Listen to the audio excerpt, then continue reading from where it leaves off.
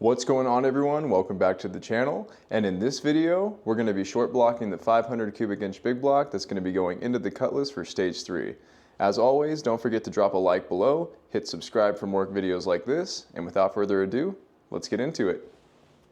Alright, so for the first part we're going to take our main studs here that we got from ARP, and we're actually going to go ahead and put a little bit of this blue Loctite on the ends of the studs, and we're going to then install those studs into the positions here where the main caps are then put over the crankshaft once the bearings are put in and the crankshaft is laid.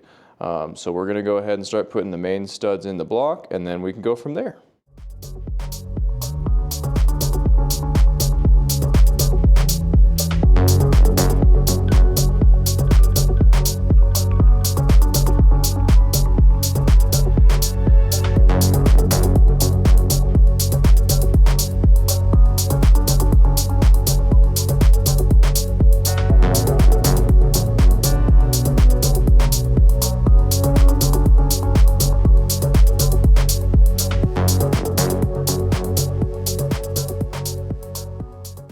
Alright, so we went ahead and got our studs put into the block. You can see here that we got a little bit of blue Loctite on the ends of those, and then we just make them finger tight, which is the spec of what ARP calls for. So we got all the studs put in the bottom of the block here. You can see that these studs are a little bit taller than the other ones, and the reason being for that is these are actually for your windage tray. So with that being said, we got all the studs put in. The next part is going to be going ahead and getting our bearings laid in to the actual block itself. And then we have our bearings that are going to go into the top of our main caps, which will then be laid over the crankshaft. So next step is getting the bearings placed in, and we're going to go ahead and do that. So let's go there. Alright, so we went ahead and we got our main bearings laid into the block. Now you can see here with the bearings that are supposed to go inside the block that they have a little hole right here. Now this hole allows for oil to travel through the block and oil your actual camshaft. So without putting the correct bearings in the right place, for example, you can see the ones that are supposed to go in your main caps right here, you're going to have a pretty bad time. So the next step is going to be putting our main bearings for our main caps right here, and then we're going to go ahead and use plastic gauge, and we're going to plastic gauge the crankshaft just to make sure that all the clearances inside this motor are perfect. We don't want anything to be wrong with this much time and money put into this block. So let's go ahead and start doing that. So we went ahead and we got the crank laid inside of the actual block.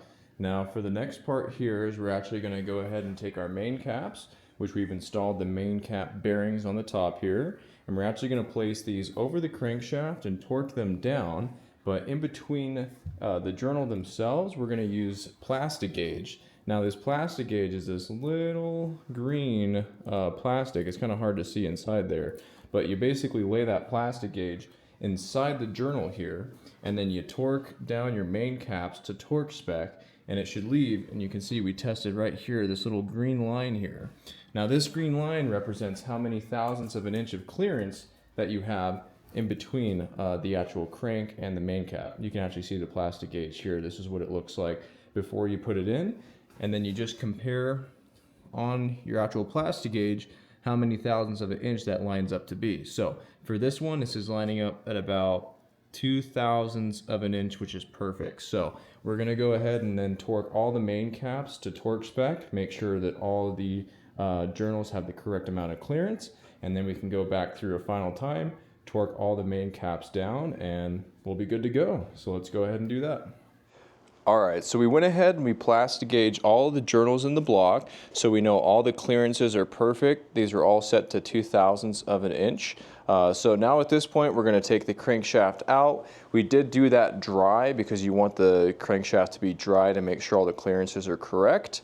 So we're going to pull the crankshaft out of the motor now. We're going to go ahead and lube it down with all the assembly lube so everything is perfect, and then we're going to go ahead and install the crankshaft back in, put the main caps back on, torque it to spec, and then the crankshaft will be installed. So let's go ahead and do that. Alright, so we have our main bearings here all lubed up. Also, you definitely don't want to forget this piece here. This is your rear main seal. So we're going to go get our rear main installed here, just like pressing it in like so. Okay, just like that, your first piece of your rear main is installed. We got all the journals lubed up, so now we just got to lube up the top of our main caps with the assembly lube, just like we did the other caps, and then we can go ahead and lube up the crank, lay the crank in here, and then we'll be able to continue from there.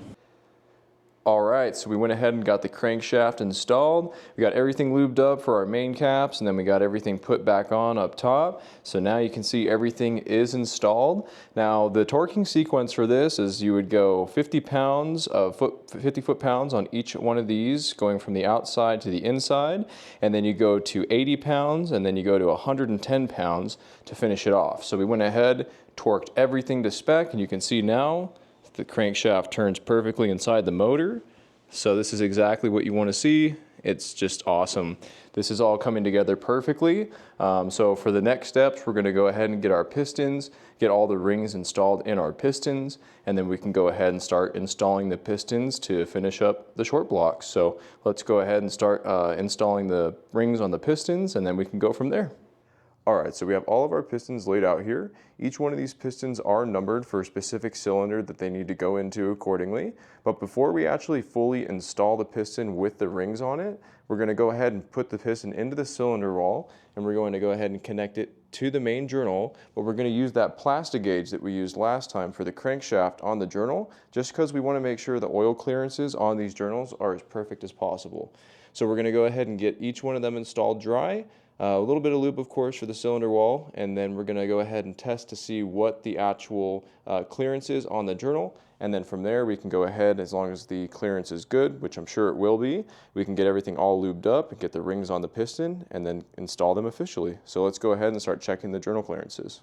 Alright, so we went ahead and we got our journals checked. All the journals are perfect at 2/1000 of an inch, so those are all now been plastic gauged and all that is good.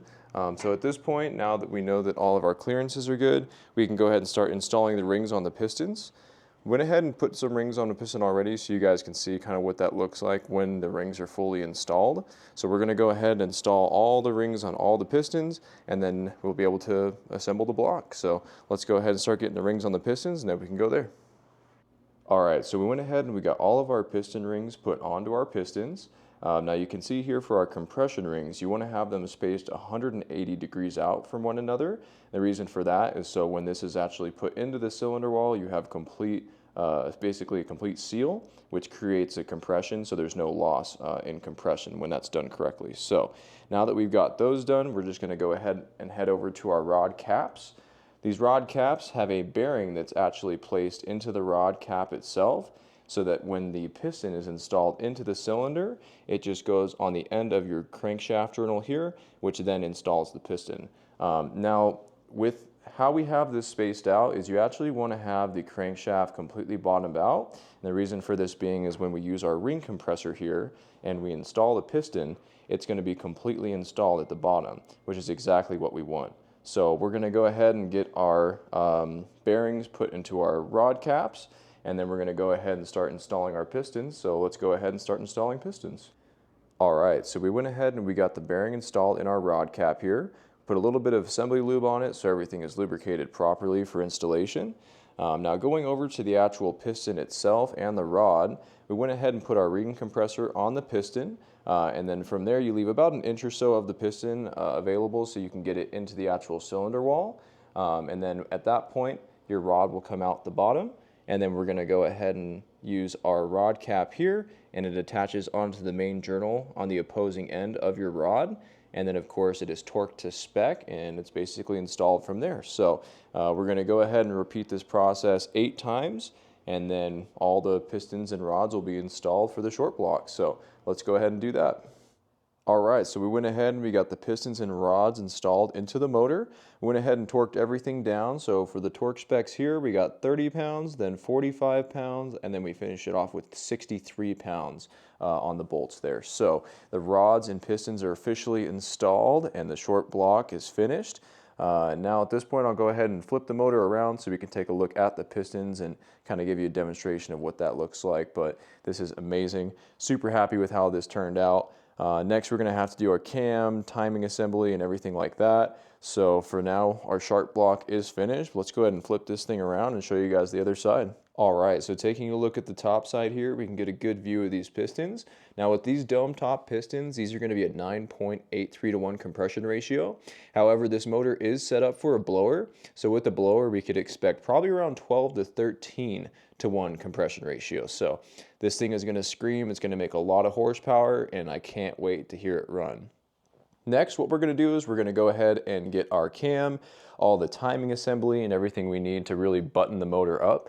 But as far as the short block goes, the short block is finished. So that's going to conclude the video. Make sure to drop a like down below if you enjoyed the video, and don't forget to hit subscribe for future videos like this. But as always, I'll see you guys in the next one.